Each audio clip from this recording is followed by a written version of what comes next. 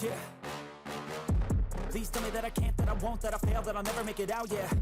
Please tell me all the bad, never good, fill my head full of every single doubt, yeah. Please say any negative thoughts, I pop off when I hear people say I cannot. I get off to the thought of proving everyone wrong, I won't stop to the top, so you better back off and get lost. I'ma stay loud, stay proud, never running out, never heading south, I'll be spreading out. What's going on, Credit Snipers? It's your boy Carlos Estrada Vega with the Credit Assassins channel. Guys, I appreciate that you guys are here today. Today we're gonna continue the hacks that we've been talking for the past couple of days. Today I want to bring to you what is your payment history. Now, your payment history and your credit report compose of 35% of your whole credit score, guys. So pay attention to this one. This one is the one that is definitely gonna make a decision on you, either your credit score going up and you're getting new credit. Now guys, but before I continue, once again, welcome. This is your first time on our channel. Make sure that you subscribe. Make sure that you click on that bell icon, click on all, so that you be notified every time that we post a new content. And guys, give me the thumbs up if you find this content helpful and it's going to help you and it's going to help the people around you. Then let others also see it. That's my goal. I want to make sure that I help you to become a better version of what you are right now and help you go ahead and start taking charge of your finances and your future. Guys, I'm gonna make this short and sweet. So we gotta talk about your payment history and why this is so important. Now, payment history is so important, guys, because one late payment, a 30-day late payment could definitely potentially bring you back between 70 to 80 points just at once. And I'll tell you this is experience. This is what happened to me. Everything that I have talked to you, like collections, late payments, guys, I lived it. I learned, I felt the pain, and I'm talking to you by a person that has been through that path that I'm trying to take you through. But I also knew how to get rid of him, how to take him off my credit report, and shout out to the 800 credit score, guys. There's so many hacks, so many legal hacks that you can do that others don't tell you, and I don't understand why. This is why I decided to do this. The best credit blueprint, which is, of course, I was fed up with the bullshit, period. I was fed up. I have 4 different credit repair companies. The last one was, and I'm gonna drop names, Lexington Law. Guys, I was there with them for 11 months. Guys, in 11 months, they were able to take 3 inquiries. I show you how to get rid of all of your inquiries. Let's say about 90% of them in less than 72 hours. This is easy. Let me, for a conversation sake, this shit is easy. So anyway, I'm just telling you, there's so many hacks that you can learn, and that's what I want to do. I want to bring to you, I'm not a credit repair company, but I'm a credit solutions architect. I want to make sure that I bring to you the tools for you to build your own house. Take it as however you want. You want to take charge of it, or you want to have somebody else to do it. It's entirely up to you. Don't care. I want to make sure that you know that I'm giving you everything so you could definitely take charge of your credit today. Now, why I say this, because the last thing that happened to me is a friend of a friend, quote unquote trustworthy, charged me $600. Charge me $600. Wherever you are, dude, thank you. To this day, I still get pissed off, but thank you, because I wouldn't be here today. I wouldn't have learned what I learned, and I wouldn't help the thousands of people that I have learned if it wasn't for you. Those $600 turned into so much help for so many people, so I'm glad that I paid it. But at the same time, he took advantage of me and disappeared. I don't want that to happen to you. I don't want the next person to say, I'm gonna help you with your own credit score or your credit report, I'm gonna clean it, because it's all bullshit. It takes time. There's certain things that you could do within a couple of days, couple of hours, but in order to build great credit, it takes time. But you need to have and create the discipline. So let's talk about your payment history today, guys. So payment history, like I said, it composes 35% of your whole credit score. So this is the big chunk out of the whole wheel that you're gonna find in your credit report. Look at it over here. Now, so when you do this and when you make the payments, make sure that you actually know. So I'm gonna give you 7 steps in order for you to remember why and how to make sure you never miss a payment on all your bills. All right, number 1, make a list of all your bills. So this is something that I do, and if you want to do the analog, you could Google how to keep track of my bills. They're gonna give you so many Excel sheets. Some of them are they charge you, some of them are free. But guys, just go to Excel, go to Word. It's free. Make yourself a list that you could track. So for example, me, I don't pay for nothing. I don't pay for none of those. I went to Excel. Excel gives you Excel money. I took that and I kind of repurposed it to track my bills. So I have all my bills there. I know that every month I need to pay bills, right? Now, one of the main things too is once I know the bills that I have the bill, the days that they do. One thing that I would advise you to also do is call each creditor. Find out the true due date on when you need to pay your bill, but also find out the true closing statement date. Now, every creditor, every bill has what's called the statement closing day. What they do is on this day, they can reconcile that account and they report it to the credit bureau. Now guys, I said find out, make a list of all your bills. That was step number 1. I went ahead right away. I'm excited about this. Number 2 is finding out when the statement due date is, but also I want you to go even a step further and find out the statement closing day. Why is the statement closing day so important? It's because let's just say you have a bill of $1,000 and you went ahead today and you charged $700 on that credit card. We're talking about $1,000 credit card and $700 that you charge on it. That is 70% utilization of that card. If we go back to yesterday's video, we talk about utilization. Anything over 30%, it's detrimental to your whole credit report or to your whole credit.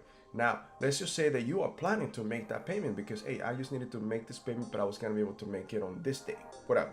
So let's just say that your statement due date is on the 20th and your statement closing day is on the 15th. You had the money before the 15th, but you decided to pay on the 19th, the day before. You said, look, I'm good. I'm just going to go ahead and pay $500. Now you only have $200 left out of that $1,000 card. That's 20%, right? If you would have paid it by the 15th, that means that now the creditor would have reported 20% utilization instead of 70%. And anything over 30% is gonna shock your credit. So now you still paid it. Now you're still good with the creditor, but that's not going to report until the following month. You're gonna have 30 days in which your credit report is gonna be shocked. Especially if you're trying to do something, trying to get some lending, trying to move on, trying to get a job. And again, trying to get a job is not really going to affect your mortgage. Trying to get new credit, trying to get a home loan, a car loan. So think about those little things. Never do that, especially if you know that you have the means to pay that off. Always try to keep it under 30%, especially before the statement closing date. Now, 3, so you need to add payments to your calendar. So make sure you have a calendar, Google on calendar, cheap. Google. Just go to Google. Google give you all of these tools for free just for having a Gmail.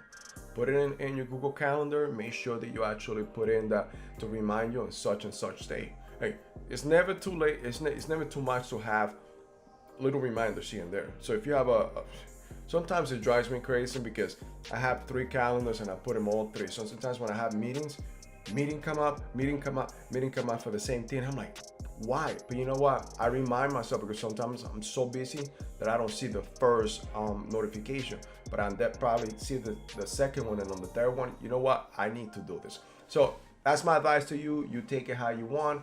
If that works for you or not, then that's fine. Now, one of the things too is decide how much you want to pay. Now, yeah, you could pay the minimum, and if you pay the minimum, you're gonna be in that little rat race for a long time because you gotta keep in mind a lot of your creditors charge you, and that's number 4. I'm getting too ahead of myself, I'm just too excited, but that's number 4. Decide how much you want to pay.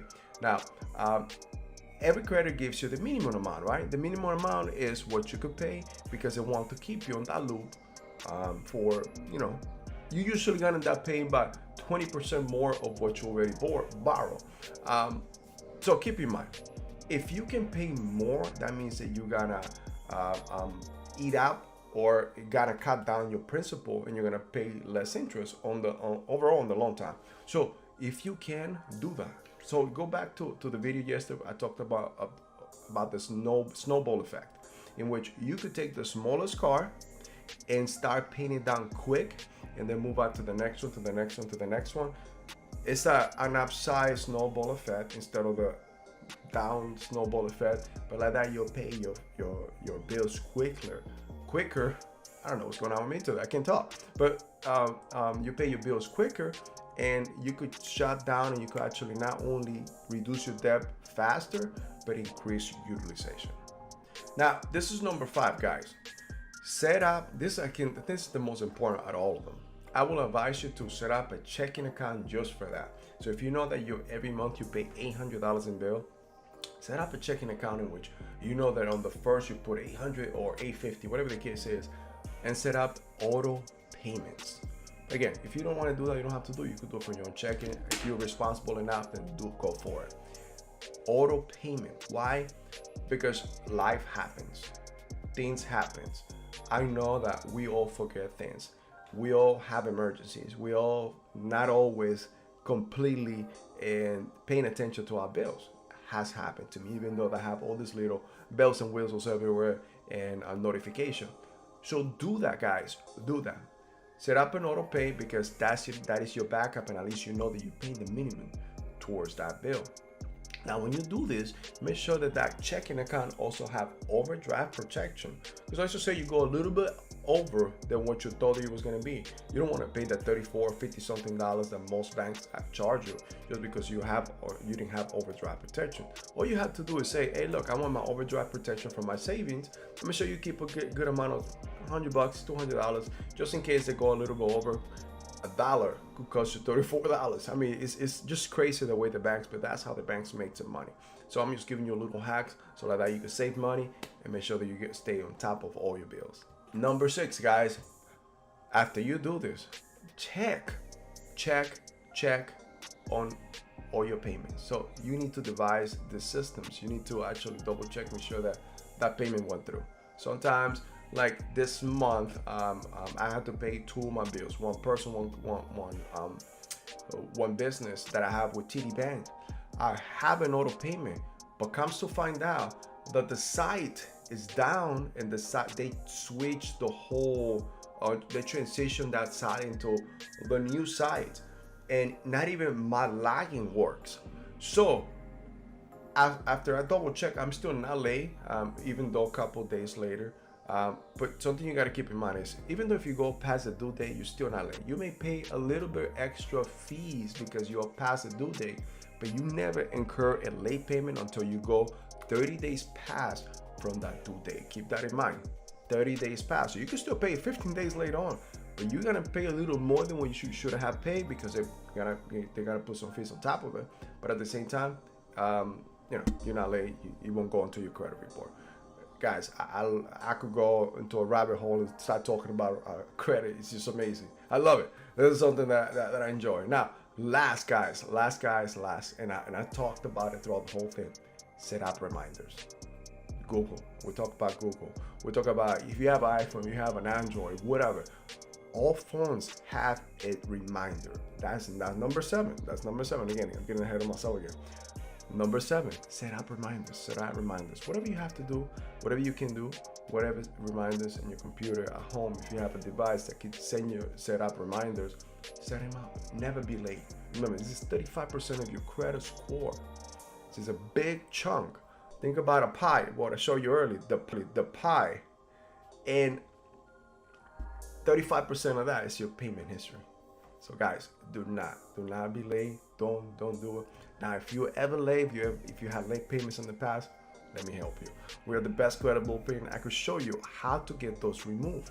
And again, almost, I would say 99.9% of the time, we know the hacks, but there's always something new that comes up. But no matter what, we can still help you. We can still give you those tools. And remember, credit history. Make sure that you continue creating this credit history, because the best credit history you want to see, either you go on your credit karma, Experian, if you go to Identity IQ or Score IQ. Now, one of the best monitoring service that we advise you to use is My Score IQ and Identity IQ. Identity IQ uncovers your Advantage 3.0, and my score IQ covers your FICO score. And you can see in the bottom of this video, we have links for a 7-day trial. Try it out if you like it, but that's my advice, and that's what I use. So I'm telling you what I use, and that's what I love, because every single day, every morning, I check my credit score. And even though something happened, the funny thing is something always happens in the middle of the night. That's when creditors like to go ahead and report. And in the morning, when something like that happens, I always get my notification saying, okay, this just popped into your credit report, go, and I know what I need to take care of that day. So, but guys, hey, look, I don't want to go into a tangent. I think I went a little further than what I wanted to do, but guys, this is how much I love this. I could talk about this for hours. If you have any questions, please go ahead and put it in the comments. I appreciate that you guys were here with me today. Thank you, thank you, thank you. Hey, if you have any comments about this, put them in there. Any questions, put them in there. This was your first time, make sure that you subscribe. Make sure that you click on that bell icon. Give me the thumbs up if you love this comment. I just want to make sure I bring to you more and more. And I'm sorry it took a little bit longer. Like I said, I'm passionate about this. I want to make sure that you gain. I want to give you as much as I can without having to be here for hours. But soon enough, we're going to be able to actually make more lives. And I want to make sure that you tune in, and if you start asking questions live, so that we could go over and give you more content than what I can. Guys, thank you for your time. My name is Carlos Estrada Vega. I am the Credit Assassins, and I'll see you in the next video. I take shots, I take loss, I make shots, I miss lots. That's how you get big box, you get yachts, you swing lots and pop off a big shot. I ain't done chasing, got big dreams, bigger things, impatient. Who's at the top think they need replacement? Who's at the top?